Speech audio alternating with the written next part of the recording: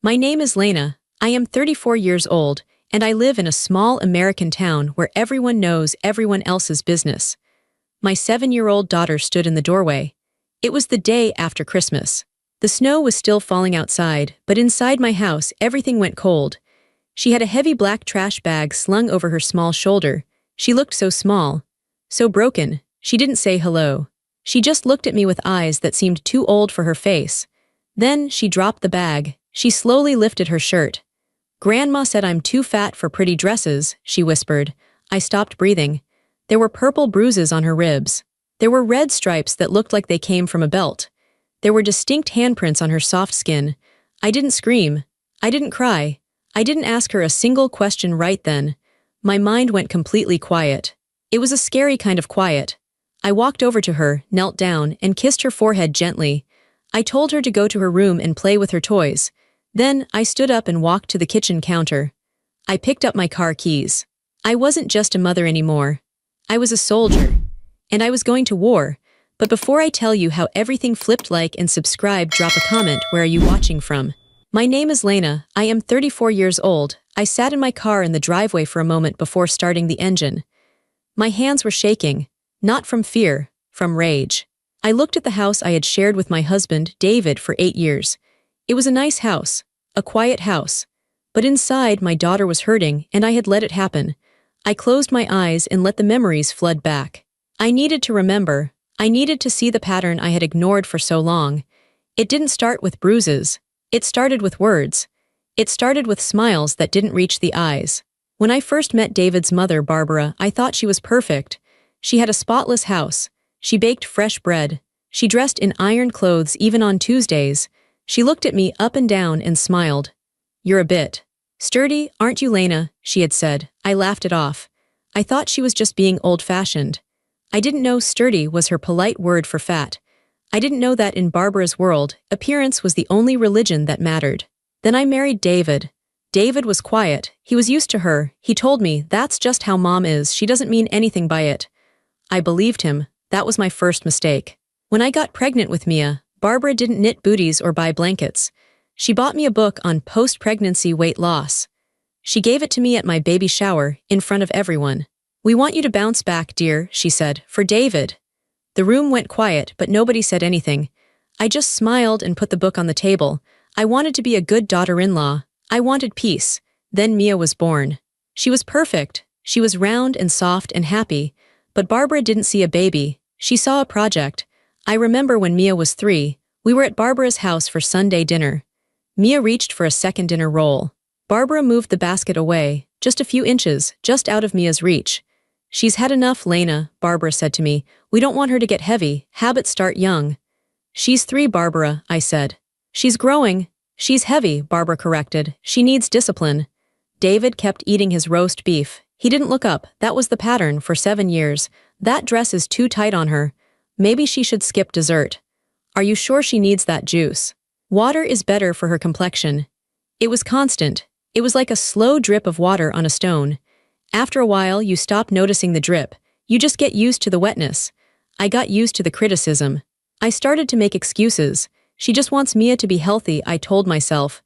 "She loves her, she's just strict." I was a coward. I see that now. I traded my daughter's confidence for a quiet Sunday dinner. Mia started to change. By the time she was 5, she stopped asking for seconds. By 6, she started asking me if her stomach was too big.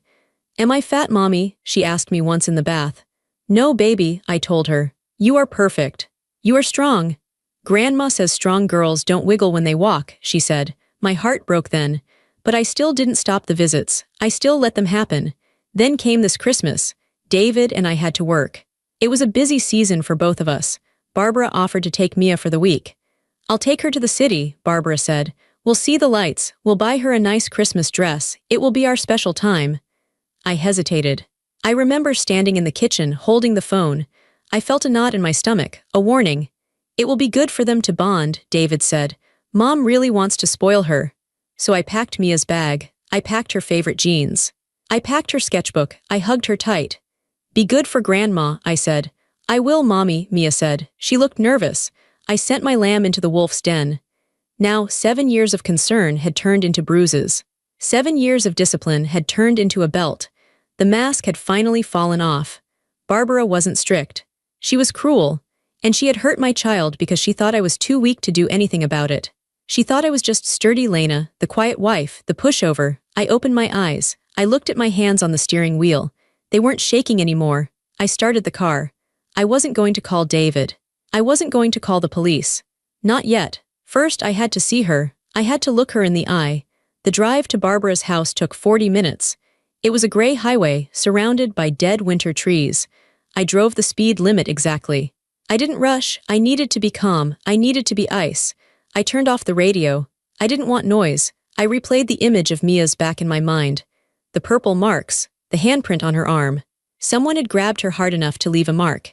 A 7-year-old girl, my little girl. I pulled into Barbara's driveway. Her house was like her, imposing, brick perfect. The lawn was manicured even in winter. The windows were sparkling clean. It looked like a picture from a magazine, a house where bad things didn't happen. I got out of the car. I didn't slam the door. I walked up the path. I didn't stomp. I rang the doorbell. I waited. I heard footsteps. The lock clicked. The door opened. Barbara stood there. She was wearing a cream-colored sweater and dark slacks. Her hair was sprayed into a perfect helmet of gold and gray. She saw me, and her smile turned on automatically. It was a reflex. "Lena," she said, "I didn't know you were coming. Did Mia forget something?" She looked behind me, checking for David. She saw I was alone. Her smile faltered just a tiny bit. I didn't say hello. I didn't smile back. I just looked at her. I looked at her hands. They were manicured, red polish, rings on her fingers. Those hands had hit my daughter. "Lena," she asked, "is everything all right?" I stepped forward. She had to step back to let me in. I walked into her foyer. It smelled like lavender and bleach. It smelled clean. "Where is David?" she asked, her voice getting a little higher. "At work," I said. My voice surprised me. It was low, steady. It didn't sound like me. I walked past her into the living room. Everything was in its place. The expensive vases, the white carpet, the family photos on the mantel. There was a picture of David. There was a picture of Barbara. There were no pictures of me. There was one picture of Mia, but it was from when she was a baby, before she got heavy. I turned to face her. Barbara was standing by the door, looking nervous. She knew. Deep down, she knew something was wrong. She was waiting for me to scream. She was waiting for the drama. She was ready to call me hysterical. She was ready to tell David I was crazy. But I didn't scream. I walked the perimeter of the room. I touched the back of her expensive sofa. "You have a lovely home, Barbara," I said. She blinked. She was confused. "Thank you, Lena. Why are you here?" I stopped walking. I looked her dead in the eyes. I let the silence hang there. 5 seconds, 10 seconds. She started to fidget. She smoothed her sweater. She touched her hair. "Mia came home," I said. "Yes," Barbara said quickly. "We had a lovely time." She was a bit difficult about her food, but we managed. "She lifted her shirt," I said. Barbara went still. Her mouth opened slightly, then closed. Her face went pale beneath her makeup. I don't know what she told you," Barbara stammered. "She fell. She's clumsy, Lena. You know she's clumsy because of her weight." She was lying. She was lying to my face, using the same old insult. I walked toward her. She flinched. She thought I was going to hit her. I stopped right in front of her. I was taller than her. I was sturdy, remember. I loomed over her. Then I did the last thing she expected. I opened my arms and hugged her. I felt her body stiffen. She was like a board. She didn't hug me back. I held her tight. I felt her heart hammering in her chest. She was terrified. I leaned close to her ear. I smelled her expensive perfume. It made me sick. "Thank you for loving my daughter," I whispered. I said it with zero emotion. It sounded like a curse. I pulled back. I looked at her one last time. Her eyes were wide, darting around, trying to understand the game. She didn't know the rules anymore. She expected a fight. I gave her nothing. I turned around and walked to the door. "Lena," she called out, her voice trembling. "Lena, wait." I didn't stop. I opened the door and walked out into the cold air. I got in my car and drove away. I looked in the rearview mirror. She was standing in the doorway, watching me. She looked small. She knew she had messed up. But she didn't know how bad it was going to get. She thought she could explain it away to David. She thought she could spin the story. She was wrong. I wasn't going to give her a chance to speak. When I got home, the house was quiet. Mia was in her room. I could hear the faint sound of a cartoon playing. I went into the bathroom and washed my face. I looked in the mirror. I looked different. My eyes were harder. I took a deep breath. Now came the hard part, the clinical part. I went into Mia's room. She looked up from her coloring book. She looked scared when she saw me, like she was in trouble. "It's okay, baby," I said. "Nobody is mad at you. You were so brave to tell me." I sat on the bed. "Mia, I need to take some pictures of your tummy and your back. Is that okay? It's so the doctor can make you feel better." She nodded. "Okay." She lifted her shirt again. I took out my phone. My hands were steady now. I turned on the flash. Click the purple bruise on her ribs. Click. The red stripes on her back. Click the handprint on her upper arm. Every photo felt like a knife in my heart, but I kept taking them. I took close-ups. I took wide shots. I made sure the lighting was clear. I wasn't a mother taking snapshots. I was a forensic photographer. "Does it hurt?" I asked. "Only when I touch it," she said. "Did Grandma hit you with her hand?" I asked. I turned on the voice recorder on my phone. "Yes," Mia said softly. "She said I was stealing bread." She squeezed my arm hard, then she got the belt from Grandpa's closet. The belt, the brown one. She said I had to learn not to be a glutton. I felt bile rise in my throat. I swallowed it down. "Okay, baby, you did good." I saved the recording. Next, I packed a bag. "Come on, Mia. We're going to see Dr. Evans." Dr. Evans had been Mia's pediatrician since she was a baby. He was a kind man with white hair. When he saw the bruises, his face went dark. "Who did this, Lena?" he asked. His voice was serious. "My mother-in-law," I said. "I need it documented, everything, size, color, estimated time of impact. I need a full report." He nodded. He understood. He called in a nurse. They measured the bruises. They wrote everything down. "This is abuse, Lena," he said. "I have to report this." "I know," I said. "Do what you have to do, but give me a copy of everything." When we left the office, I had a thick envelope, medical records. An official doctor's statement citing non-accidental trauma. But I wasn't done. I went home and put Mia to bed. She was exhausted. Then I sat at the kitchen table. I opened my laptop. I logged into our phone account. I downloaded the call logs. I printed out 7 years of emails from Barbara. I highlighted every passive-aggressive comment. Subject, diet tips for Mia. Subject, cute clothes in bigger sizes. Subject, discipline at home. I found a text message she sent to David 2 days ago. "Mia is being difficult with food again. I had to be firm. Don't worry if she complains. She needs to learn." I printed it. I went to the closet and got a box. I put everything inside. The photos, the recording, the doctor's report, the emails, the text messages. It was a box of hate. It was a box of pain, but to me it looked like bricks. I was building a wall. A wall between my daughter and that woman. A wall so high and so thick that Barbara would never be able to climb over it. I sat there in the dark kitchen. I heard David's car pull into the driveway. He was home. He didn't know his mother was a monster. Or maybe he did and he looked away. He didn't know his wife was planning to destroy his family. I closed the box. I slid it under the table. David walked in. "Hey, hun. How are the girls?" He looked tired. He went to the fridge to get a beer. "We're fine," I said. I didn't yell. I didn't tell him what happened. Not yet. If I told him now, he would call his mother. She would cry. She would manipulate him. He would try to fix it. He would ask me to forgive her. I couldn't risk that. I needed the law first. "Good," he said. He kissed the top of my head. "Glad you guys are back." He had no idea that his life was about to explode. The next morning, I waited until David left for work. I called in sick. I kept Mia home from school. I didn't want her out of my sight. I opened the phone book. I didn't want a nice lawyer. I didn't want a family friend. I wanted a shark. I found a name. Richard Henderson. His ad said, "Aggressive family law. We protect your rights." I made an appointment for 11 a.m. I dropped Mia off at my sister's house. My sister, Sarah, was the only one I told. She cried when she saw the bruises. She wanted to drive over and beat Barbara up. "No," I told her. "Violence is what she does. We are going to do something worse. We are going to take away her power." I walked into Mr. Henderson's office. It was cold and modern, glass tables, leather chairs. Mr. Henderson was a sharp man in a gray suit. He didn't smile much. "How can I help you, Mrs. Vance?" he asked. I didn't waste time with a sob story. I didn't cry. I placed the box on his desk. "My mother-in-law beat my 7-year-old daughter with a belt," I said. Mr. Henderson stopped writing. He looked at the box. "I have photos," I continued. "I have a recording of the child's confession. I have a medical report from Dr. Evans confirming non-accidental trauma. I have text messages from her admitting to being firm." I opened the box. and laid the photos out on his glass desk. The purple bruises looked even darker against the shiny surface. Mr. Henderson picked up a photo. He adjusted his glasses. He looked at the doctor's note. "This is severe," he said. "Have you contacted the police?" "Not yet," I said. "I want to ensure my husband cannot stop this. I want sole custody. I want a restraining order against his mother, and I want to sue her for damages." "Your husband is not on board?" he asked. "He doesn't know yet," I said. "He is enmeshed with his mother. If he finds out before the papers are filed, he will warn her. She is wealthy. She is well connected in the church. She will hide assets. She will spin the story." Mr. Henderson looked at me with new respect. He saw that I wasn't just a grieving mother, I was a strategist. "Smart," he said.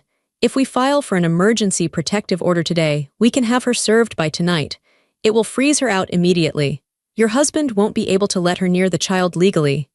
"Do it," I said. "This will destroy your marriage, you know that," he said gently. "My marriage ended the moment he let his mother call my daughter fat," I said. "I just didn't sign the papers yet."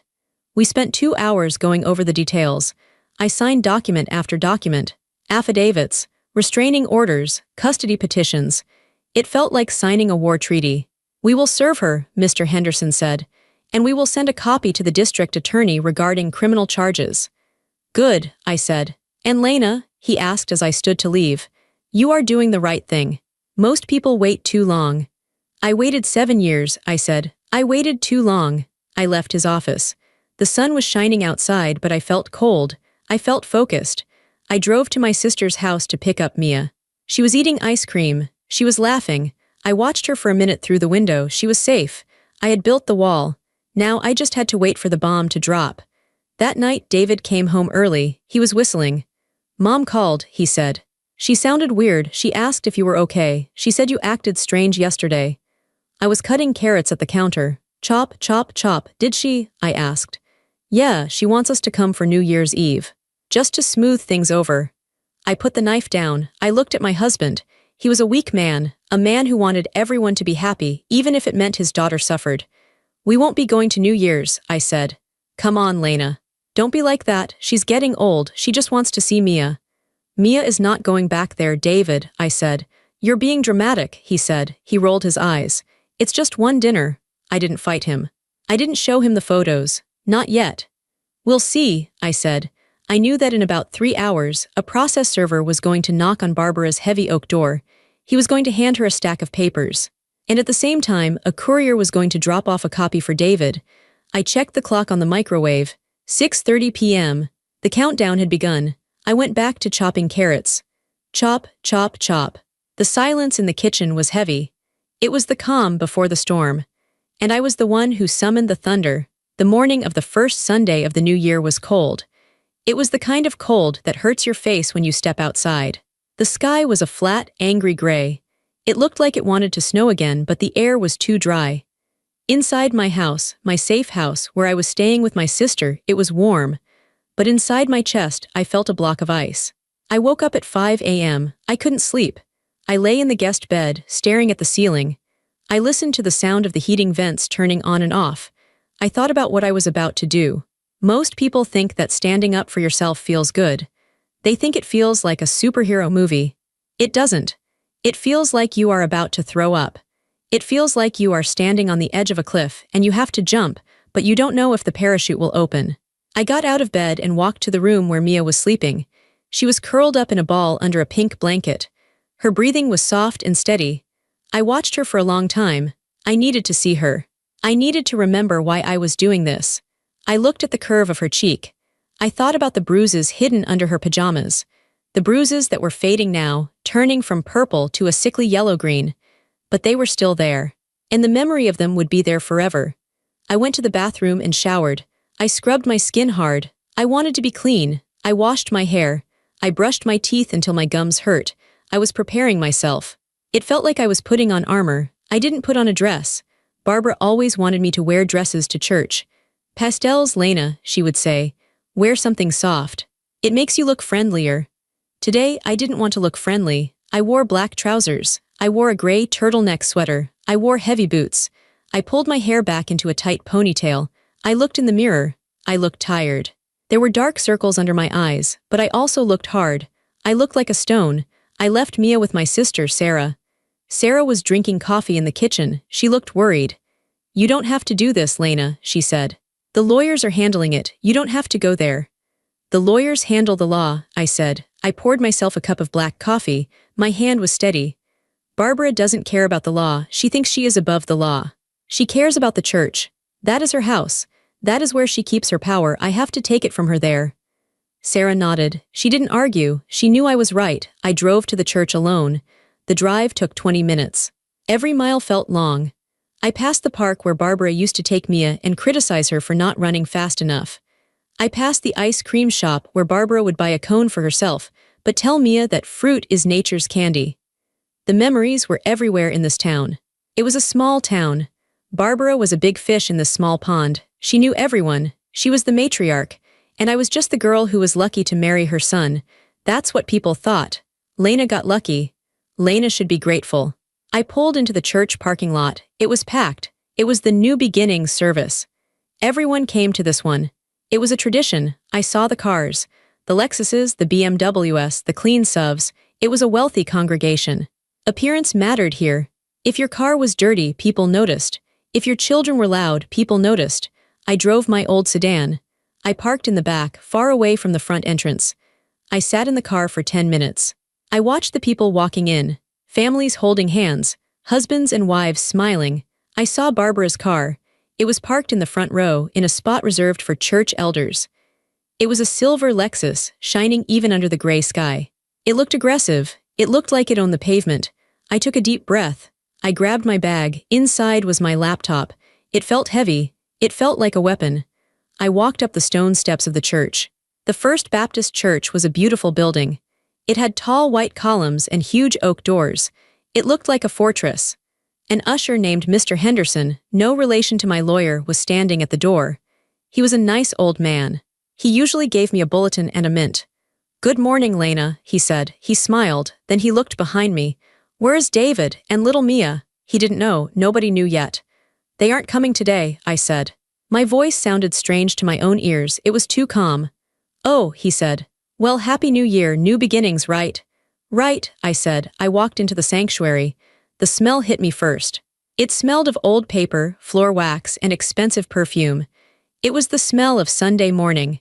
It was a smell that used to make me feel safe, but now it made my stomach turn. The room was full. There were hundreds of people. The choir was already singing softly. The organ was humming. The light came through the stained glass windows, painting the floor in red and blue. I didn't walk to our usual pew. We usually sat in the third row, right behind Barbara. That was the rule. The family sits together. The family shows a united front. Today I walked to the back. I sat in the very last pew in the shadows. I wanted to see everything. I scanned the front of the room. I found her immediately. Barbara. She was sitting in the front row, right side, her spot. She was wearing a navy blue suit with a pearl brooch on the lapel.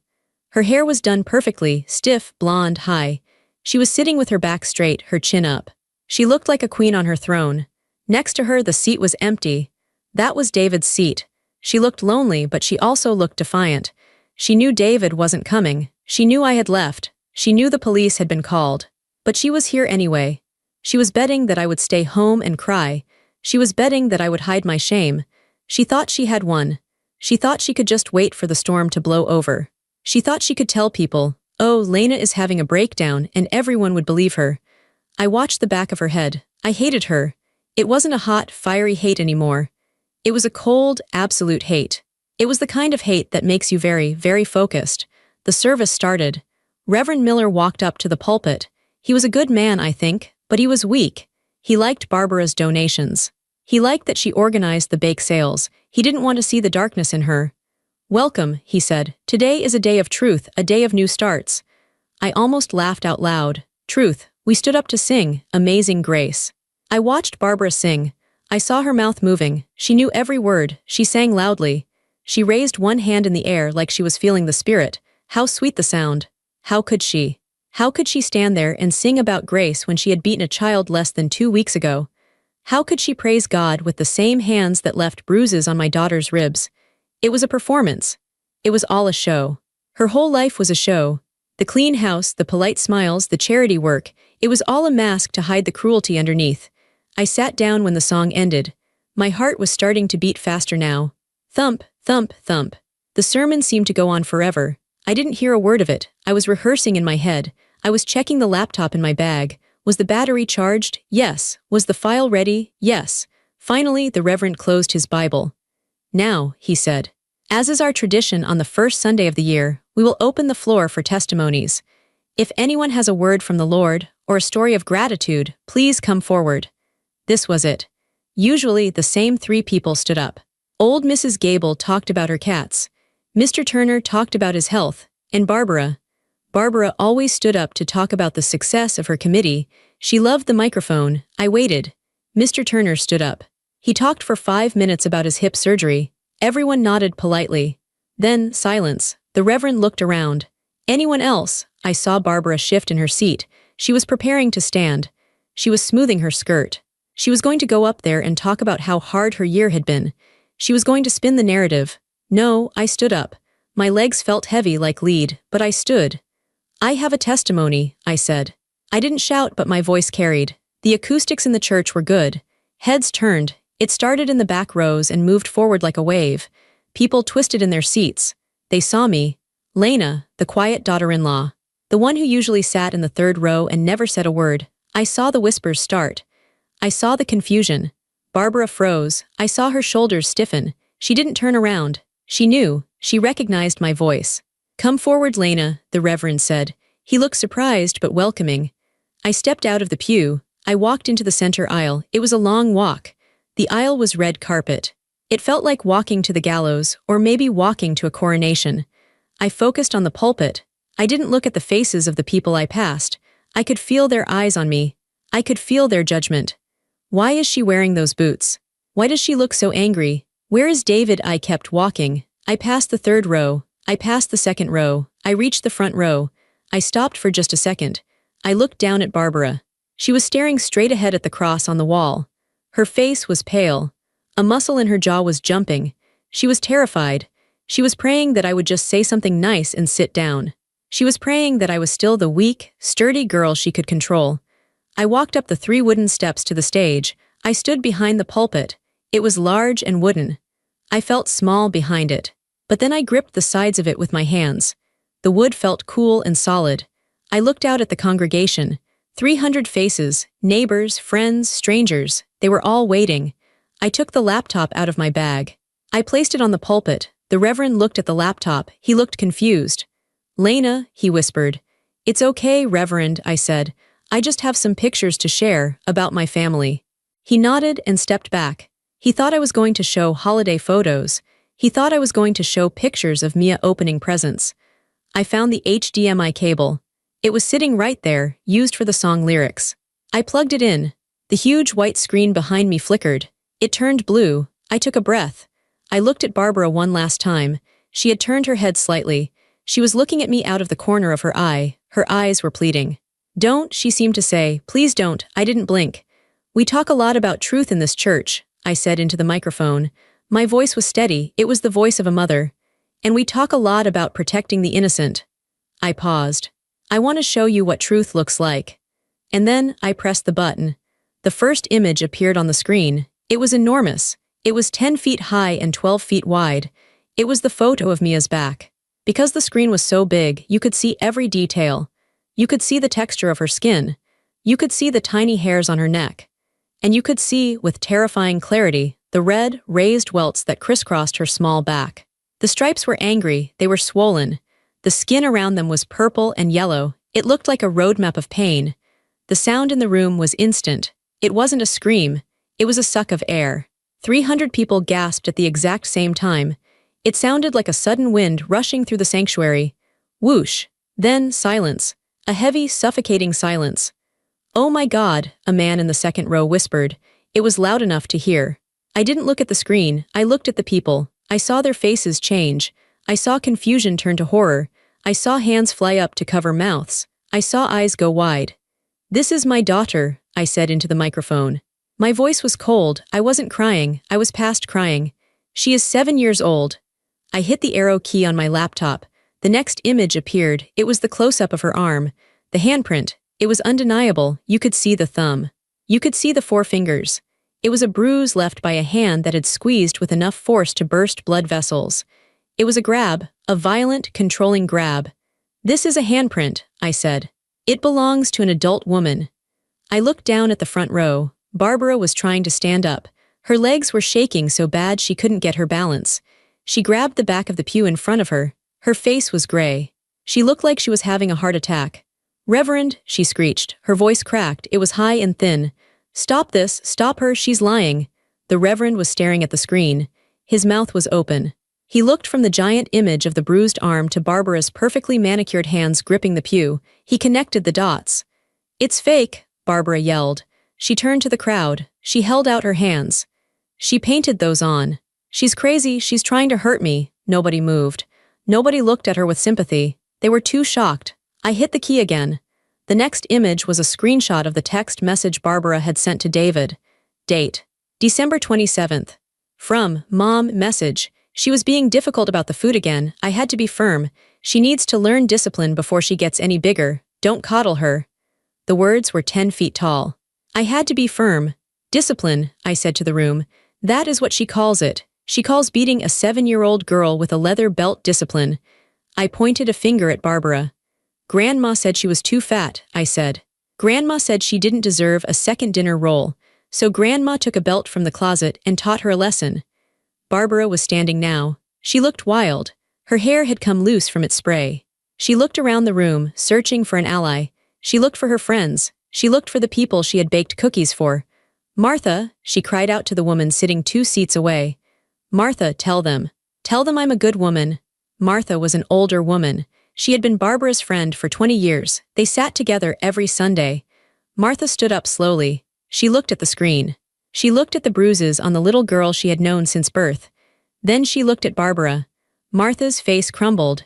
It wasn't sadness. It was disgust. She looked at Barbara like she was looking at a cockroach. "Sit down, Barbara," Martha said. Her voice was shaking. "But sit down." Barbara flinched as if she had been slapped. She collapsed back onto the pew. She looked small. She looked shriveled. The room was buzzing now. The shock had worn off and the anger was setting in. I could hear the whispers turning into voices. "That's a child. She did that. I saw her at the store yesterday, acting like nothing happened. She's a monster." The Reverend finally moved. He walked over to me. He looked at the laptop. He looked at me. There were tears in his eyes. "Lena," he said softly, "is this true? Do you have proof?" "I have the doctor's report," I said, loud enough for the front rows to hear. "I have the police report. I have the recording of Mia telling me exactly what happened." I looked at the congregation. "I didn't come here to ask for your help," I said. "I didn't come here to ask for your pity. I came here to show you the truth." I unplugged the cable. The screen went blue, then it went black. The darkness felt heavy in the room. The images were gone, but they were burned into everyone's retinas. They would never unsee them. Every time they looked at Barbara, they would see those red stripes. I closed my laptop. Snap, I put it in my bag. "She sits in the front row," I said. "She leads your charity. She judges your children. She tells you how to live." I picked up my bag. "Now you know who she really is." I walked down the steps. I didn't rush. I walked with my head up. Barbara was sitting in the pew, her head in her hands. She was sobbing. But it wasn't a sad cry. It was a selfish cry. She wasn't crying for Mia. She was crying because her mask had been ripped off. She was crying because her stage had been burned down. As I walked past her row, she looked up. Her eyes were red and wet. Hate radiated off her like heat. "You ruined everything," she hissed at me. "You ungrateful fat," she caught herself. But I heard it. I stopped. I leaned in close so only she could hear. "I didn't ruin anything, Barbara," I whispered. "I just turned on the lights." I straightened up. I kept walking. The congregation parted for me like the Red Sea. People pulled their feet back to let me pass. They looked at me with a mixture of fear and respect. I walked all the way to the back doors. I pushed them open. The cold air hit my face again. It felt amazing. It felt like fresh oxygen. I walked to my car. My legs were shaking now. The adrenaline was leaving my body and the crash was coming. I sat in the driver's seat. I gripped the steering wheel. I let out a long, shaky breath. I had done it. I looked back at the church. The doors were closed. But I knew what was happening inside. I knew the murmurs were turning into shouts. I knew the Reverend was trying to regain control. I knew Barbara was sitting there, alone in a room full of people. I started the car. I drove away. I didn't look back. The fallout wasn't a single explosion. It was a chain reaction. It started in that sanctuary and spread through the town like a virus. I went back to my sister's house. I changed out of my war clothes and into sweatpants. I held Mia. We watched cartoons. I tried to act normal, but my phone was blowing up. Text messages from numbers I didn't have saved. I was at church. I am so sorry. We had no idea. Is Mia okay? I didn't answer them. I didn't want their belated sympathy. They had watched Barbara treat me like dirt for 7 years and said nothing. They only cared now because the violence was undeniable. The police came to my sister's house at 4 p.m. 2 officers, a man and a woman. They were kind. Mrs. Vance, the female officer said, "We've spoken to your lawyer. We've seen the medical report. We paid a visit to your mother-in-law." "And," I asked. "We issued a citation for assault," she said. "She has a court date. Because of her age and lack of prior record, she wasn't taken into custody today. But a judge will decide the restraining order tomorrow." I nodded. I knew she wouldn't go to jail immediately. Rich, older white ladies don't get dragged out in handcuffs on a Sunday. That's how the world works. But I also knew that for Barbara, jail would be easier than what was actually happening. Monday morning, the real punishment began. My lawyer called me. "She's been served the restraining order," he said. "She is legally barred from coming within 500 feet of Mia or you. If she tries, she gets arrested. For real this time." "Good," I said. Then the stories started coming in. My sister Sarah worked at the bank. She came home on Tuesday with wide eyes. "You won't believe it," she said. "Barbara came in today to make a deposit. The teller Linda, you know Linda. She literally put up the 'next window please' sign when Barbara stepped up. She walked away. She refused to serve her," I asked. "She refused to look at her," Sarah said. "The manager had to come over. Barbara was turning purple. She tried to complain and the manager just said, 'We'll handle your transaction, Mrs. Vance, but please keep your voice down.' He treated her like a nuisance. Like a crazy person," I smiled. It was a small, grim smile. On Wednesday, I heard about the grocery store. Barbara had gone to the high-end market she loved. She filled her cart. But as she walked down the aisles, people moved. It wasn't subtle, it was the parting of the waters. Women she had known for decades turned their backs to inspect cans of soup. Nobody said hello. Nobody asked about her garden. The silence was loud. It was a shunning. In a small town, a shunning is a death sentence. Then came David. He had been staying at a hotel. He had been blowing up my phone, leaving voicemail after voicemail. Some were angry, some were crying. I finally agreed to meet him at a coffee shop on Thursday. Neutral ground. When he walked in, he looked terrible. He hadn't shaved. His eyes were red. He looked like a man who had been sleepwalking and just woke up in the middle of a highway. He sat down across from me. He didn't order coffee. "You didn't have to do that," he said. His voice was hoarse. "At the church, you didn't have to humiliate her like that." "Yes, I did," I said. I crossed my arms. "She humiliated your daughter. She beat her. She made her feel small and ugly. I just showed people what she did." She's not doing well," David said. He looked down at the table. "She's sitting in the dark, Lena. She says everyone hates her.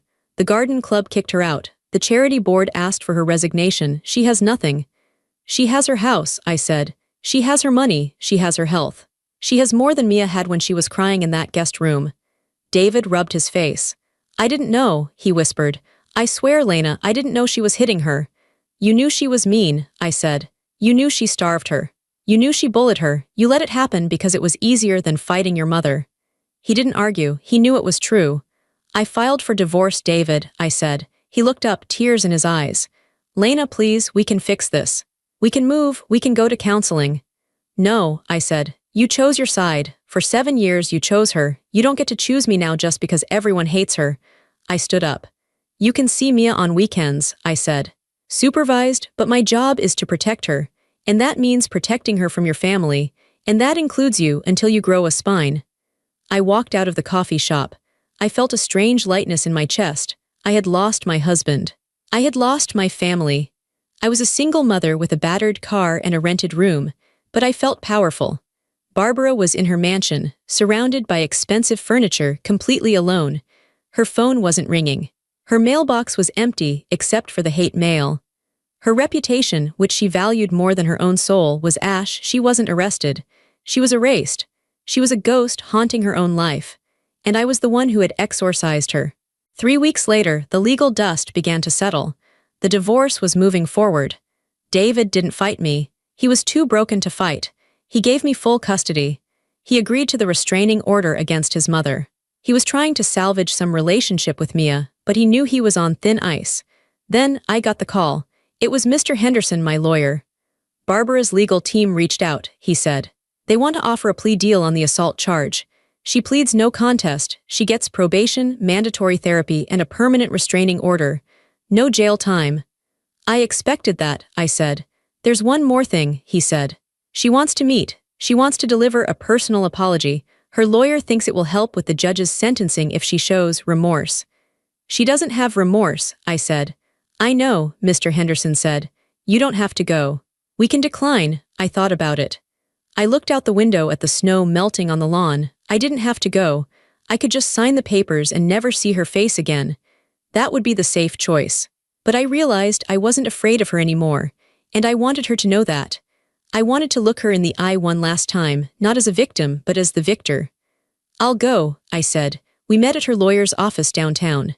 It was a fancy building with marble floors. I walked into the conference room. It smelled like lemon polish and anxiety. Barbara was sitting at the far end of a long mahogany table. I stopped in the doorway. The woman sitting there wasn't the Barbara I knew. The Barbara I knew was formidable. She was tall, stiff, impeccable. This woman was shrunken.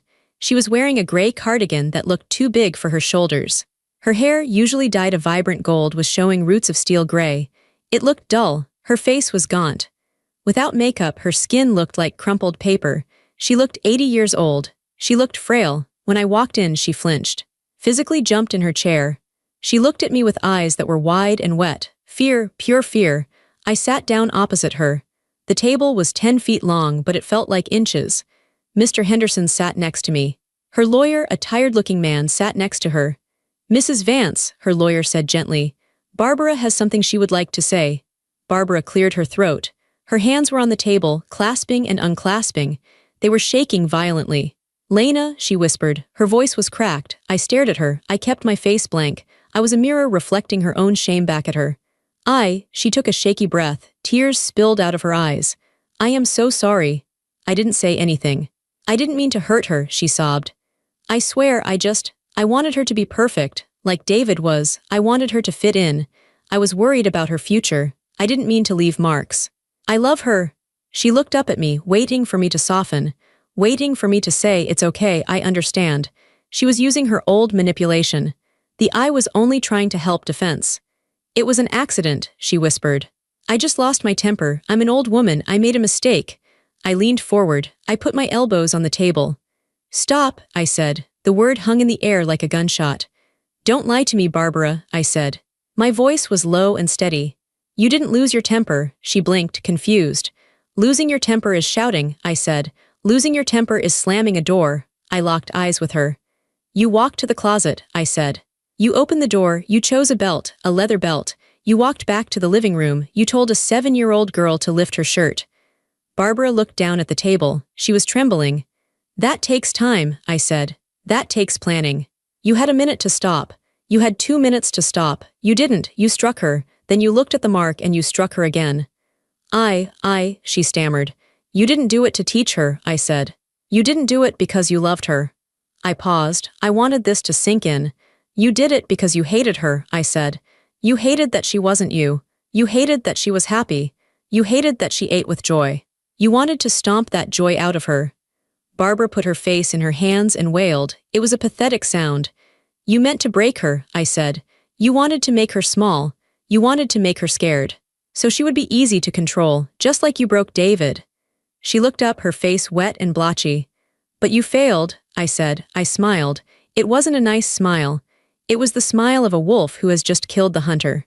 She isn't broken, she is stronger than you, and she is stronger than David. I stood up, I smoothed my shirt. You are going to die alone, Barbara, I said. Her eyes went wide. You will stay in that big, clean house, I said. You will have your money, you will have your antiques, but the phone will never ring. No grandchildren will visit you. No one will bring you soup when you are sick. And when you take your last breath, the room will be empty. Lena, please, she begged. She reached a hand out across the table. I'm her grandmother. I looked at her hand. I didn't touch it. No, I said, you're just a stranger who used to know us. I turned to Mr. Henderson. I'm done. I walked to the door. I heard her sobbing behind me. Lena, wait. I didn't wait. I walked out of the office. I walked down the hall. I pressed the elevator button. I felt lighter than air. The heavy stone I had been carrying for 7 years, the fear of her, the need for her approval was gone. I had left it on that mahogany table. 6 months later, it was the middle of July. The sun was hot and bright. The sky was a perfect, cloudless blue. I sat on the back porch of my new house. It wasn't a mansion. It was a small, 2-bedroom bungalow on the edge of town. The paint on the railing was chipping a little. The screen door squeaked when you opened it. The grass in the backyard was a little too long, and there were dandelions everywhere. To Barbara, this house would be a nightmare. It was messy. It was imperfect. To me, it was a palace. I was drinking a glass of lemonade. The ice clinked against the glass. I watched the sprinkler oscillating in the yard. Ch. Mia was running through the water. She was wearing a bathing suit.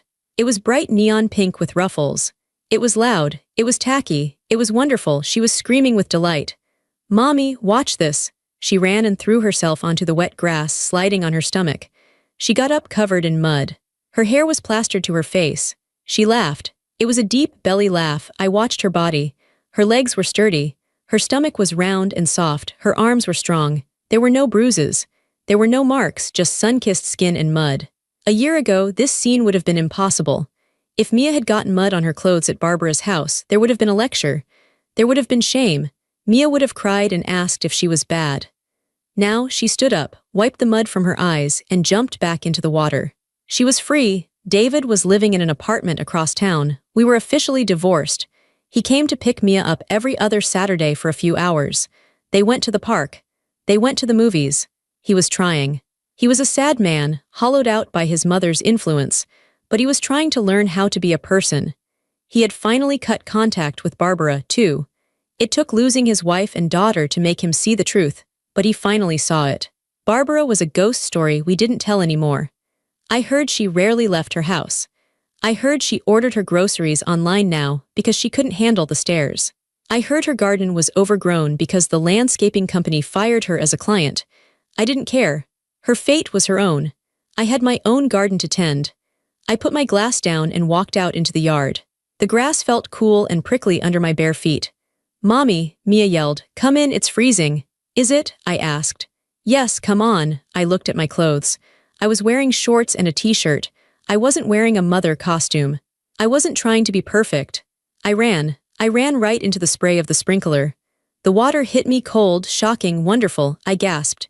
Mia shrieked and grabbed my hand. We danced in the cold water. We spun around in circles until we were dizzy. We fell down into the wet grass, staring up at the blue sky. My hair was wet. My face was dripping. I was covered in mud. I turned my head to look at my daughter. She was lying next to me, breathing hard, a huge smile on her face. She looked at me with eyes that were full of trust. You look funny, Mommy, she said. You look like a mud monster, I said. She giggled and poked my stomach. You're squishy. I am, I said. I am strong and squishy. Me too, she said proudly. I am strong and squishy. My heart swelled so big I thought it might burst. Yes, you are, I said. And you are perfect. She closed her eyes, basking in the sun. I thought about the trash bag she had carried home that Christmas. I thought about the fear. I thought about the woman I used to be, the woman who was afraid to speak, afraid to make a scene. That woman was gone. She died in that church. The woman lying in the grass was new. She was a wall. She was a sword. She was a shield. I had destroyed a monster without throwing a punch. I had burned down a kingdom with a laptop and a microphone. And here in this messy, muddy backyard I had built something new. I reached out and held Mia's hand. Her hand was small and warm in mine. I squeezed it gently. She squeezed back. I love you, Mommy, she whispered. I love you, Mia, I whispered back. We lay there for a long time, listening to the ch of the sprinkler, letting the sun dry our skin. It was a simple sound. It was a simple feeling. It felt like victory.